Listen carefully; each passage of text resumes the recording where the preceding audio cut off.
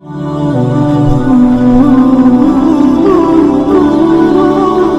کیا نفل نماز کے رکوع اور سجدہ میں سبحان ربی العظیم اور سبحان ربی الاعلیٰ کے بعد مادری زبان میں اللہ کی تعریفیں کر سکتے ہیں کیا؟ دیکھیے، اللہ رب العالمین کی تعریف کرنے کے لیے اللہ نے اور اللہ کے رسول نے جو جملے اور جو کلمات ہمیں بتائے ہیں ان کا اہتمام کرنا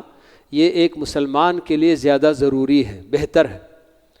کہ اللہ اور اس کے رسول کی جو باتیں ہوتی ہیں ان کے اندر بڑی جامعیت ہوتی ہے۔ تو اس لیے ہم دنیا کے بہت سارے کاموں کے لیے وقت نکالتے ہیں اور ان کے پیچھے محنت کرتے ہیں، نہیں معلوم ہے تو اس کو سیکھنے کی کوشش کرتے ہیں۔ تو اسی طرح سے ہمارے اپنے پروردگار کی تعریف میں خود اللہ تعالیٰ نے ہمیں کیا کچھ باتیں سکھائی ہیں، اور بالخصوص اللہ کے نبی صلی اللہ علیہ وسلم اللہ تعالیٰ کی تعریف میں کیسے کیسے جو کیا اذکار ہمیں بتائے ہیں، تو ان کا اہتمام کرنا یہ زیادہ بہتر ہے۔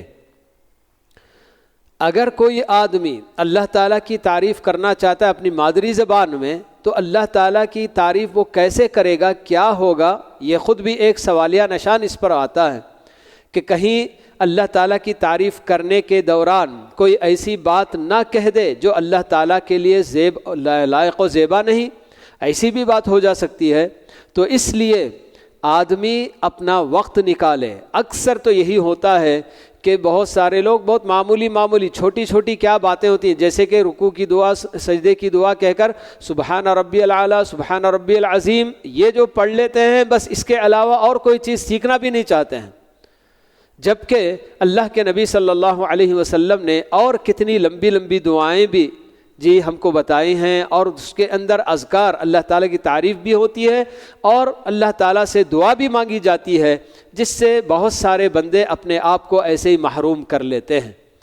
تو اس لیے زیادہ بہتر یہی ہوگا کہ اللہ تعالیٰ کی تعریف کرنا اپنی مادری زبان میں ہلکی پھلکی کچھ ہم اگر جانتے ہیں، ایسا بالکل ایسے الفاظ اور ایسی جملے ہم ادا کرتے ہیں جو بالکل اللہ تعالیٰ کے لیے لائق و زیبا ہیں، تو اس میں انشاءاللہ کوئی حرج کی بات نہیں ہوگی۔ مگر پھر بھی اللہ اور اس کے رسول کی جو باتیں ہوں گی ان کو آدمی سیکھ کر انہی الفاظ میں اللہ تعالیٰ کی حمد و ثنا، اللہ تعالیٰ کی تعریف اگر بیان کرے تو اس کے اندر جتنا اجر و ثواب ہوگا، ایک تو بالکل اللہ کی بتائی ہوئی بات یا اللہ کے نبی صلی اللہ علیہ وسلم کی اس سنت کی پیروی کرتے ہوئے آپ کے بتائے ہوئے الفاظ سیکھنے اور اس کے ذریعے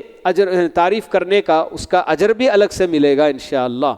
تو یہ سب بہت ساری باتیں اس کے اندر ہوں گی۔ تو اس لیے آدمی کو بہتر ہے کہ اپنی مادری زبان میں اللہ تعالیٰ کی تعریف کرنے کی بجائے اللہ نے اور اللہ کے رسول نے اللہ تعالیٰ کی تعریف کرنے کے جو کلمات، جو اذکار اور جو باتیں بتائی ہیں ان کو سیکھنے کی کوشش کرے، ان کے لیے وقت نکالے۔